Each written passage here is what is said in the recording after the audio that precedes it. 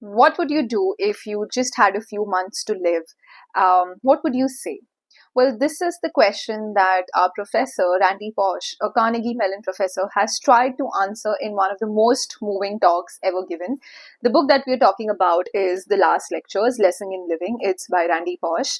Now, about the author, Randy, he was the Carnegie Mellon professor of computer science, and he was a pioneer in virtual reality. Um, in 2007, when he was just 46 years old, he was diagnosed with terminal pancreatic cancer. So he just had very few months to live.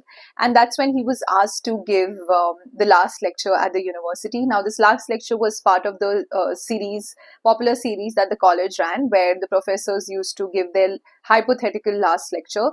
But unfortunately, in Randy's case, this was not a joke or a hypothetical situation. It was very real. He just had few months to live. Now, the good thing is that this book is not sad and gloomy. In fact, it is full of humor. It is full of very inspiring stories and practical advices.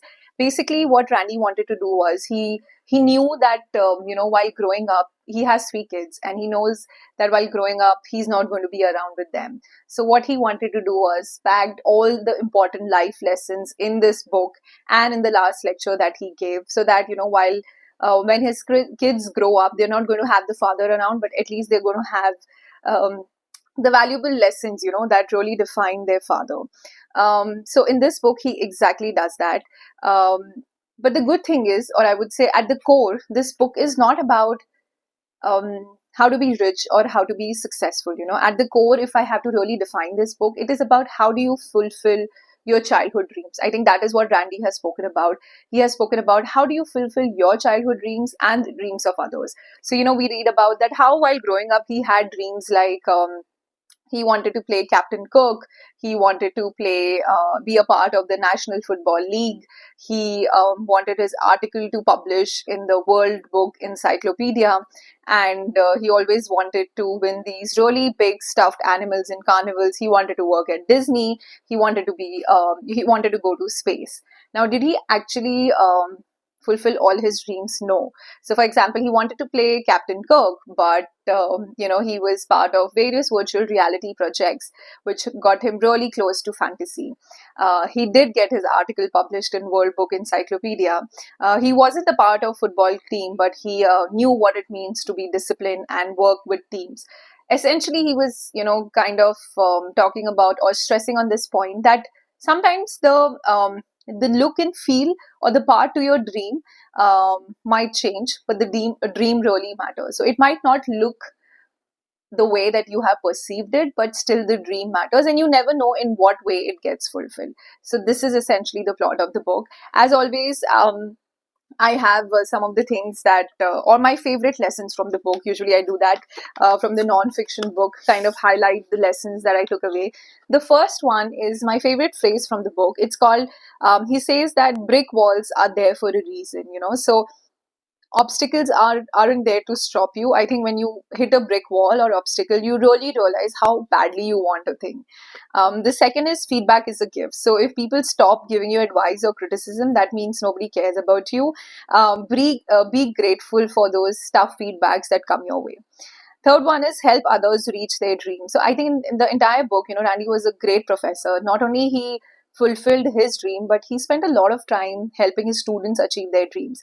So he says that I found great joy in helping my students and friends reach their goals. So not only my dreams were important, but their dreams were also. The fourth one is it's not about you. So even while he was dying, he thought about what he could give back to the people and not what he was losing. I think that's one of the important key skill to remember. And the last one is that, of course, you might have heard your attitude matters the most. You can't control everything that happens to you, but I think what you can do is you can control how you respond to them. So these are my 5 takeaways from the book that I really enjoyed or loved or I'm taking back with me. The most favorite being that brick walls exist for a reason. They are there for a reason. Who is this book for? So I think if you're a parent or a future parent, I think this book is so important. It talks about what is the legacy that you want to leave behind. Then if you are a teacher or a mentor, I think this book really tells you how you have this wonderful duty or responsibility about inspiring people, and how you can do that in a very organic way. And I feel anyone who is going through a tough time, this book, I think, really gives you those practical advices, and it's actually very comforting and powerful. So I think this, like I said, this is not your typical self-help book. So if you're looking for a book that will tell you how to be rich, successful, and happy, no, this is not that book. I think this book really tells you how to live life with a purpose. That's all the motive of this book. However, I think if I'm given a choice between this book and Tuesdays with Maury, I think I picked this book up keeping that book in mind. So my expectations were really high. But I think if I have to choose one book between both of them, I think I would go with Tuesdays with Maury.